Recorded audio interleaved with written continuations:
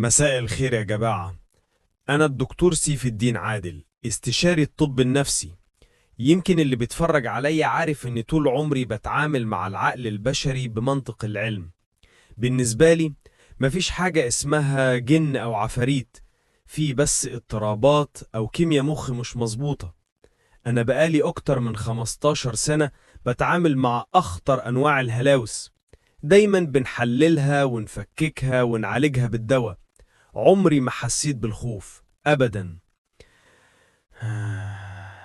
بس النهاردة والأول مرة أنا حاسس إني عايز أفتح دولاب الأدوية وأخد برشامة مهدئة. اللي حصل لي ده مش عادي، ده خرج بره أي تشخيص حطيته في حياتي. الموضوع بدأ لما لقيت الظرف ده على مكتبي الصبح، مفيش عليه أي بيانات، مجرد كلمة الحقيقة، زي ما يكون حد حافرها بسكينة. بتتكلم عن كريم، ملف الحالة رقم 402. كريم شاب طبيعي جدا، كان بيعمل فيديوهات على الانترنت. بعد زيارته لجبل قديم جنب القرية بتاعته اتغير 180 درجة. بدأ يجيله نوبات هلع، يقول لي إنه بيسمع صوته بيناديه وهو لوحده. كنا شغالين على فكرة التعريض المعرفي، بنحاول نثبت له إن مفيش حاجة وإن دي مجرد ضغط نفسي. كنت بكتب له أدوية للبارانويا. هو للأسف اختفى بعد الجلسة السابعة. تقرير الشرطة قال إنه ضاع. أنا كنت حاسس بالذنب إن خطتي العلاجية فشلت. كنت فاكر إن الأوهام دي دفعته للانتحار. الرسالة دي بقى بتفضح كل حاجة، وبتتكلم بلسان الكيان اللي أنا كنت بنكره وبقول عليه وهم. اسمعوا معايا الكلام المكتوب ده. أنا مش هقولك أنا مين ولا أنا إيه، لأنك لو عرفت عمرك ما هتكمل لسطرين 3. لكن اللي أقدر أقولهولك إني موجود في أماكن أنتوا بتفتكروها فاضية، موجود قبل ما أرضكم تبقى أرض وقبل ما بيوتكم تتبني فوق بعض. هحكي لك حكاية حصلت من كام سنة محدش عرف حقيقتها غيري. بداية الموضوع كان في شاب اسمه كريم، ساكن في قرية جنب جبل صغير الناس بتخاف تقرب منه بالليل. الجبل ده بيتقال عنه محدش يقعد عنده بعد المغرب ولا يمشي جنبه لوحده. بس كريم ما كانش بيصدق الحواديت، كان فاكر كل ده خرافات جدود. في يوم قرر يطلع الجبل يصور فيديوهات لصفحته. الجو كان برد والليل نازل بدري. أول ما وصل تحت الجبل سمع صوت كأنه بيناديه من فوق: كريم. وقف بص حواليه، مفيش. ضحك وقال أكيد هبت الهوا، بس كان غلطان. اللي كان بينادي أنا اللي ناديت. كريم طلع الجبل. بعد 20 دقيقة وصل لحتة فيها كهوف صغيرة. وقف قدام واحد منهم وقال لو في حد هنا يعمل أي صوت عشان أثبت للناس إن المكان ده بيخوف. وأنا كنت أقرب له من ظله. فوق دماغه نزلت حصوة صغيرة. كريم اتوتر بس كمل، قال بصوت عالي لو حد عايز يظهر أنا مش خايف. هو كان فاكر نفسه شجاع، بس الشجاعة الحقيقية إيه؟ إنه يعرف إمتى يرجع. الليلة اللي اتغير فيها كل شيء، كريم دخل الكهف الأولاني اللي أنا كنت ساكن فيه. هو شايفه ضلمة بس أنا شايفه كله. وقف جوه وقال غريب، الجو هنا أبرد. بص في الكاميرا وقال حاسس إن في حد ورايا. الحقيقة أنا كنت قدامه. قربت منه، أقرب من ملامس النفس بس من غير ما يلمحني، ولمست كتفه خفيف. كريم اتجمد، قال إيه ده؟ خرج يجري بره الكهف وهو بيشتم خوف.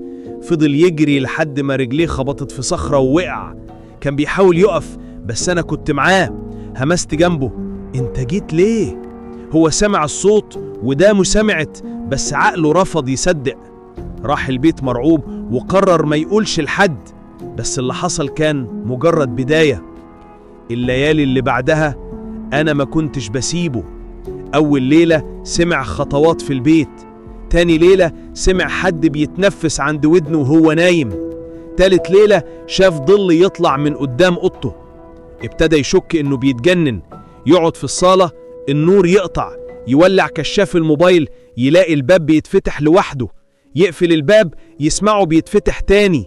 كان بيصرخ مين؟ في ايه؟ بس طبعا محدش يرد بصوت، لأن صوتي كنت أسيبه لجوه ودنه بس. في يوم وهو نايم حس بإيد بتحرك ملايته. أول ما فتح عينه لقى الملاية بتتسحب لتحت السرير. كريم صرخ: مش ممكن، مش طبيعي. هنا أنا ظهرت له، مش بشكل كامل، لا، أنا ما ظهرش لحد كامل، بس عملت له اللي يخليه يتجمد. ظل اسود واقف في الركن، لكن رجليه ملهاش نهاية وظهره منحني وصوته بيتقطع.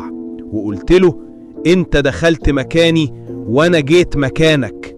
طبعا كله هيسأل ايه سبب وجودي. انا مش اللي بتتخيلوه، مش حاجة من قصص الجدود. انا موجود قبل ما انتوا تيقوا تتخلقوا، قبل ما يبقى في نور يكشف الضلمة. انا موجود في الاماكن اللي محدش يعيش فيها، زي الجبال والكهوف والبيوت اللي اتقفلت سنين، والأماكن اللي حصل فيها حاجات مش مفهومة.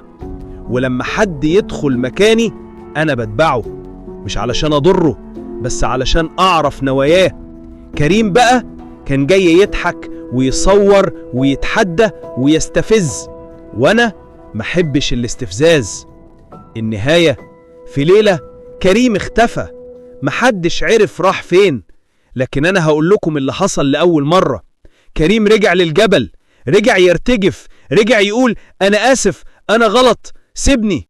بس أنا كنت أقرب له من أي وقت، وقلت له: أنت دخلت مكاني وسايبني أدخل جوه خوفك. اللحظة دي الخوف مسك قلبه حرفيا، وحس ببرودة تمشي في جسمه كله، ومات وهو واقف. الجبل خده والأرض بلعته، محدش هيلاقيه، لأن اللي يدخل مكاني مش بيرجع للناس. ليه بحكي لكم؟ مش علشان أخوفكم، أنا بخوفك من غير كلام. أنا بحكي لك علشان تعرف حاجة: ما تفكرش تروح مكان مهجور، ولا كهف، ولا جبل، ولا بيت مقفول من سنين وانت فاكر نفسك أشجع من اللي قبلك، لأنك مش لوحدك، ولا هتبقى لوحدك، ولا المكان اللي تشوفه فاضي فاضي بجد. أنا موجود. ولما تقرأ الكلام ده، لو حسيت إن في حد وراك، ما تبصش.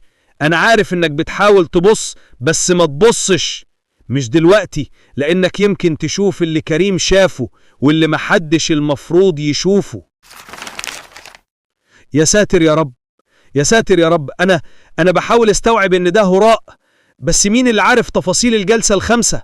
أنا قمت فتشت العيادة كلها دلوقتي، التكييف مطفي تماما، ومع ذلك المكان تلج لدرجة إني حاسس ببرودة طالعة من تحت البلاط.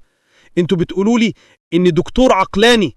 طيب التفسير العلمي لإني سامع صوت نفس تقيل طالع من الركن البعيد ده، مع إن مفيش أي حد في العيادة غيري. إيه تفسيره؟ أنا قعدت قدام الكاميرا عشان أقنع نفسي إن ده مقلب. أنا خايف أبص على الكرسي ده تاني.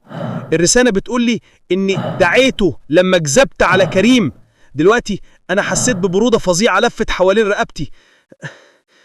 أنا لازم أقفل الفيديو ده. لازم أخرج من العيادة دي حالا. لو سمحتوا، اللي يعرف أي حاجة عن الرسالة دي يكتب لي بسرعة، قبل ما الكرسي اللي قدامي ده ما يبقاش فاضي